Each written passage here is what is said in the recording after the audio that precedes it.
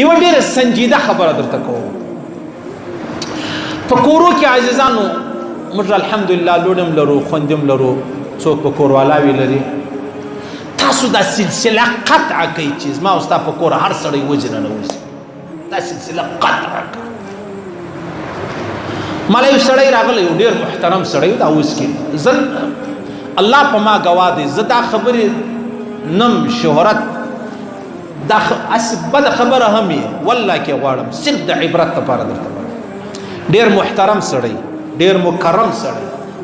مولوي صاحب واده مې وکړ. دا زما کور والا به هر وخت چا سره په ټلیفون اخته و.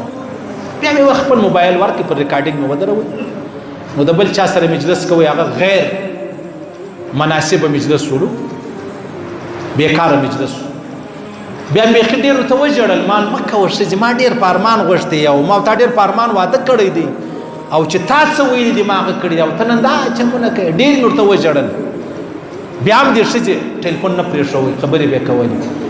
2 میاشتې را سره تېرې کړې، بیا مې طلاقه کړل. چې کوم چا سره یې خبرې کولې هغه شادي شده ولاړ، د هغه سره یې واده وکړي. دا ولې؟ موبایل دې ورکړی دی، ټچ موبایل دې ورکړی دی، آی ډي دې ورخلاصه کړې ده. ګرڅه چې یوه ښځه په کور کې ناسته وي، خپله آی ډي و فیسبوک لري، و دې ته د چاردیوارۍ ضرورت نشته، نه و دې ته د بازار د وتلو ضرورت شته. بس دا ووتله، دا بازار څه کوي؟ دا د جرمني او د کینیډا په ښارو کې درته ګرځي. په خدای دې مې قسم وي که زما په بیان پسې ګرځي، و طارق جمیل صاحب په بیان پسې ګرځي، تقي عثماني صاحب محترم په بیان پسې ګرځي، مفتي زرولی خان صاحب رحمه الله په بیان پسې ګرځي، تر لسو ګناو به تیریږي، بیا به هغه ثواب ته ځان رسوي. که څوک فیسبوک نه لري، خالي دا وایي چې یار مولوي صاحب زه فیسبوک په دې اخلمه، موبایل ستا بیانونه اورم. زه درته وایم زما بیانونه مه اوره، زما بیانونه فرض نه دي، نه زما بیانونه ضروري دي نه لازمي دي. زه درته وایم ولې ته چې تر ما ځان را رسوې دلته به دې لس ګناوې کړي.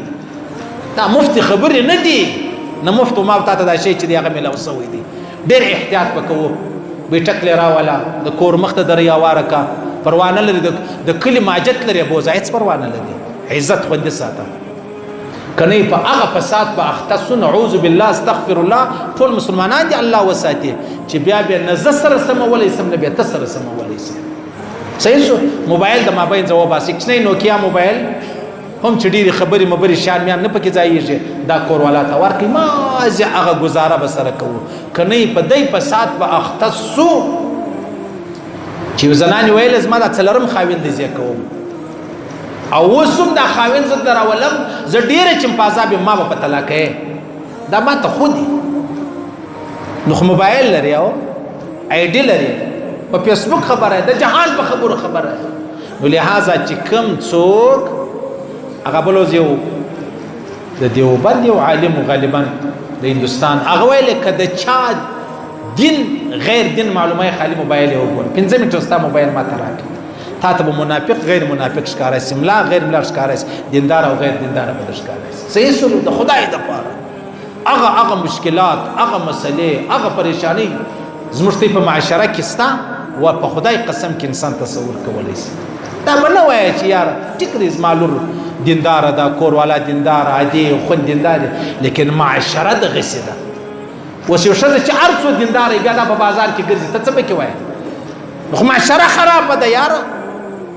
مولانا بجلیګر صاحب ویلی دا زنانې وایي وایي زموږ زړونه صفا دي چې موږ څه کوو موږ د باندې راوځو.